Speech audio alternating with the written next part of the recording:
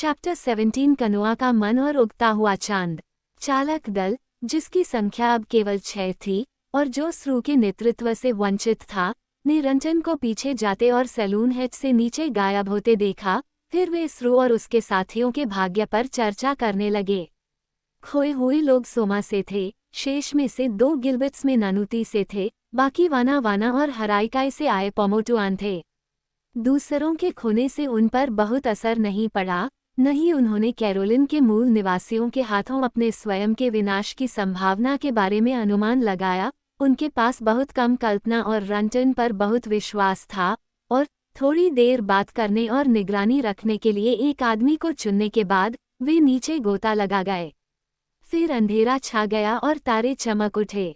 कनुआ को चुना गया था। वह वाना वाना का एक शुद्ध पोलिनेशियाई था, 18 वर्ष से अधिक का नहीं, दुबला पतला और तीर की तरह सीधा, और उसकी चमकदार आंखें जो अब शाम के अंधेरे में चमक रही थीं, जब वह उन्हें ले मुआन पर घुमा रहा था, जो डेक पर उसके अलावा एकमात्र जीवित प्राणी था।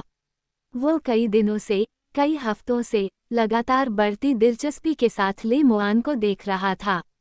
अपनी खूबसूरती और अजीबोगरीब हरकतों के बावजूद वह पहले तो उसे नापसंद थी।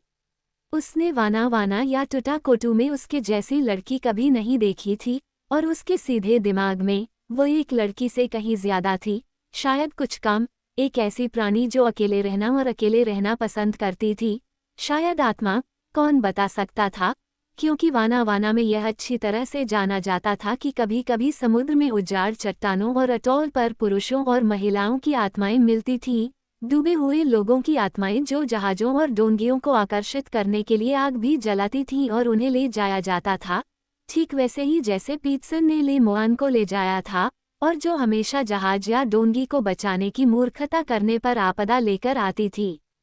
फोकल में इस तरह की बात करने के लिए स्रू ने उसे लात मारी थी। पीटसन को लेवोआ में छोड़ दिए जाने के बाद, जिसे ताहुकू और उसके अनुयायियों ने मार डाला था, कनुआ ने अपनी चारपाई में अपनी तरफ झुककर और मुंह में पाइप लेकर कहा था, ये लड़की है या वो जो लड़की जैसी दिखती है, लेकिन शायद समुद्र में खोई किसी महिला की आत्मा है। वो उस द्वीप पर अकेली थी और पीटसन उसे जहाज पर ले आया, और अब देखो पीटसन का क्या हुआ, जिस पर स्रू ने उसे अपनी चारपाई से बाहर निकाला और लात मारी। फिर भी कनुआ के दिमाग ने इस विचार को नहीं छोड़ा। उसे यकीन था कि अभी और भी बहुत कुछ होने वाला है, और अब देखो, स्रू चला गया और उसके साथ 3 आदमी। लेकिन कनुआ केवल 18 वर्ष की थी और ले मुआन अपनी सारी गहरी सुंदरता और चिंतनशील तरीकों और रहस्यमय आदतों के बावजूद किसी भी स्थिति में एक लड़की के रूप में गढ़ी गई थी, और एक बार जहाज के रोल में ले मुआन स्प्रे गीले डेक पर फिसलकर गिर गई होगी, लेकिन कनुआ ने उसे पकड़ लिया। वो लगभग नग्न थी, उसकी बाहों में, और वह स्वादिष्ट थी। भूत हो या न हो, उसके अंदर उसके लिए चाहत बढ़ने लगी थी जो केवल उसके डर से नियंत्रित थी। 2 जुनूनों के टकराव से मन की एक अजीब सी स्थिति पैदा हो गई थी। आज रात सुनसान डेक पर उसके करीब गर्म हवा उसकी खुशबू को उसके पास ला रही थी, और उसका शरीर तारों से जगमगाते लैगून के सामने खड़ा था। वो उसे अपनी बाहों में लेने से केवल इस विचार से रोका गया था कि स्रू और उसके साथी वहां चट्टान पर मर चुके हैं, पीटसन की तरह मर चुके हैं। वो कनुआ कल मर सकता है, और इस लड़की की चालों के कारण जो एक आत्मा की तरह है, यह आत्मा एक लड़की की तरह है।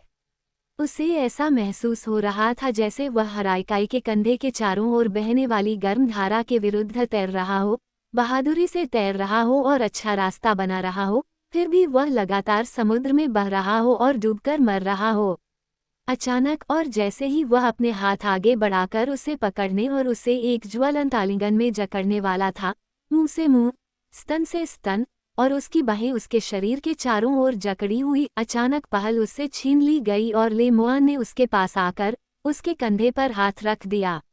अगले ही क्षण उसने उसे डेक पर दबा दिया और वो उसके सामने बैठा था, लगभग घुटने से घुटने तक, पल भर के लिए प्यार भूल गया। हालांकि वह ये बात भूल गई थी, लेकिन आगे झुककर उसने अपना हाथ उसके कंधे पर रख दिया और अपना चेहरा लगभग उसके चेहरे के संपर्क में ले आई। कनुआ, ले मुआन ने चट्टान की गड़गड़ाहट के ऊपर से उसे सुनाई देने वाली आवाज में कहा, स्रू और उसके साथ के लोगों को रंटान और बड़े लाल आदमी ने मार डाला है, कैरोलिन के लोगों ने नहीं। कल तुम मर जाओगे, मैंने उसे बड़े आदमी से ऐसा कहते सुना, तुम और तिमाऊ और ताहुकू और पोनी और नौता और तेराई। उसने ये झूठ स्थिर आंखों से उस पर टिकाए रखा, आंखें ताउरी के अलावा कुछ नहीं देख रही थीं, वो आदमी जिसकी जान वह बचाने की कोशिश कर रही थी। कोई आश्चर्य नहीं कि कनुआ के दिल से प्यार खत्म हो गया और सितारों की रोशनी में उसके चेहरे पर पसीना दिखाई दिया। ये पहली बार था जब उसने उससे एक या दो शब्दों से ज्यादा बात की थी, और उसने जो कुछ उस तेज स्पष्ट फुसफुसाहट में कहा वह तलवार की तरह उसके आर पार हो गया। उसने उस पर विश्वास किया। उसके प्रति उसका डर उसके विश्वास का आधार था। वो एक आत्मा की आवाज़ सुन रहा था, एक लड़की की आवाज़ नहीं। वह जो एक क्षण पहले उत्कट कामना से भरा हुआ था, अब अनुभव कर रहा था कि वह मृत्यु के साथ घुटने से घुटने मिलाकर बैठा है। उसके शब्दों और आवाज में ऐसा दृढ़ विश्वास था कि वह उठकर भाग जाता और छिप जाता, केवल इतना था कि वह हिल नहीं सकता था। ले मुआन ने कहा, अगर हम आज रात उन पर हमला नहीं करेंगे तो कल हम सब मारे जाएंगे। कनुआ के दांत किटकिटाने लगे। उसका डरा हुआ मन वाना वाना और अपनी जवानी के खुशनुमा दिनों की ओर लौट गया। उसने चाहा कि वह इस यात्रा पर कभी न निकला होता जो उसे इतने सारे अजीब दर्रों तक ले गई। उन पर वार करो, ये कहना आसान था, लेकिन रात तन पर वार करने की हिम्मत कौन करेगा। वह पीछे की ओर मुंह करके बैठा था और वह सैलून के रोशनदान की धुंधली चमक को सितारों की चांदी की चमक में सुनहरी चमकते हुए देख सकता था। नीचे लैंप की रोशनी में रतन और लाल दाढ़ी वाला निस्संदेह बातें कर रहे थे और अपनी योजनाएं बना रहे थे। उन पर हमला करो, ये कहना आसान था। तभी अचानक उसका कांपना बंद हो गया और उसके दांत चटकने की आवाज के साथ आपस में मिल गए। सैलून की रोशनी बुझ गई थी। उसने ले मुआन को छुआ और उसे बताया और उसने अपना सिर देख के लंबे हिस्से की ओर घुमाया, जो खाली था और लुप्त हो चुकी रोशनी से सुनसान था। ऐसा लग रहा था जैसे कि बाद के पहरे की शक्ति ग्रहणग्रस्त हो गई हो। रंटन और दूसरे जल्द ही सो जाएंगे, अगर वे अभी नहीं सोए होते, असहाय और उस आदमी की दया पर जो हमला करने के लिए पर्याप्त साहसी होगा। ले मुआन फिर मुड़ा और कनुआ को कंधे से पकड़कर उसके कान के पास फुसफुसाया। जाओ, उसने कहा, दूसरों को बताओ कि मैंने क्या कहा है, उन्हें धीरे से ऊपर लाओ, मायाना, धीरे से ताकि वे सुन न सके, उन्हें इस काम में हाथ डालने की जरूरत नहीं है। मैं वार करूंगी, जाओ।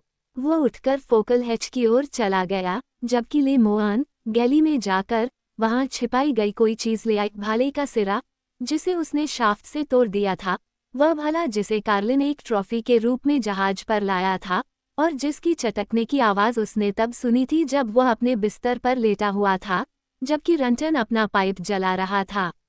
वह डेक पर बैठ गई और उसके घुटने पर वो घातक चीज थी जिसे अगोरा से जहर दिया गया था। उस पर लगी एक खरोंच भी जीवन को लगभग तुरंत नष्ट करने के लिए पर्याप्त थी, और जब वह बैठी और प्रतीक्षा कर रही थी तो उसकी आंखों ने न तो डेक देखा और न ही तारों की रोशनी, बल्कि एक धूप से भरे समुद्र तट और एक आकृति ताउरी को देखा। ताउरी जिसके लिए वह दुनिया को नष्ट कर सकती थी। समुद्र विशाल चट्टान पर ऊंची आवाज में बोल रहा था, हवा की दिशा में, नीचे की ओर से हवा की दिशा में। आप निकटवर्ती लहरों की लंबी गड़गड़ाहट और गर्जना के बीच तारों के नीचे धुआं छोड़ती हुई रोलर्स की धीमी आवाज सुन सकते थे, जो लैगून के शांत महासागर को 40 मील की धुंध के साथ झनकृत कर रही थी। चांद उग रहा था। वह चांद की रोशनी की चमक को उस छत पर देख सकती थी जहां गॉडलिंग रहता था, जो हमेशा कैरोलिन से दूर की ओर इशारा करता था, बंदरगाह की रेलिंग पर और रोशनदान के पीतल के काम पर। फिर लॉन पर पत्तियों के छन्ने जैसी धीमी आवाज से जागकर वह मुड़ी और उसके पीछे डेक पर भीड़ थी। कनुआ के नेतृत्व में चालक दल के सदस्य डेक पर आ गए थे और स्कूना का पिछला हिस्सा ज्वार के साथ टूटने की दिशा में झूल रहा था। उनके चेहरों पर चांद की समतल रोशनी पड़ रही थी।